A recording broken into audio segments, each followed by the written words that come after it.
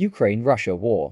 What does Russia want? How can this war end? When Vladimir Putin shattered the peace in Europe by attacking a democratic country of 44 million people, he claimed that modern and Western-oriented Ukraine was a threat to Russian security. But after 4 weeks of bombardment, thousands of people dead and millions displaced, the question remains. Before the Russian invasion of Ukraine, Vladimir Putin may have thought that he would easily win the war, but that was not the case. He refused to even call it an attack or a war, calling it a special military operation, but it is clear that he saw this as an important moment in Russian history. Russia's future and its position in the world are now at stake, said Sergei Naryshkin, the head of Russia's Foreign Intelligence Service. Russian leader Vladimir Putin's primary goal was to take over Ukraine and change its regime so that it would never again be interested in joining NATO, the Western.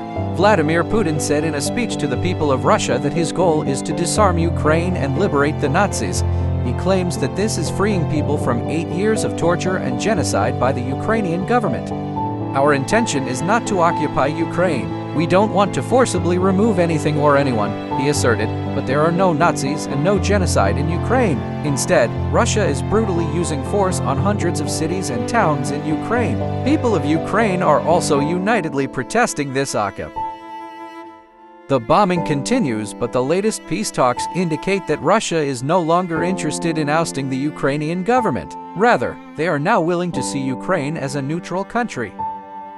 Why does Russia want to see Ukraine as a neutral country?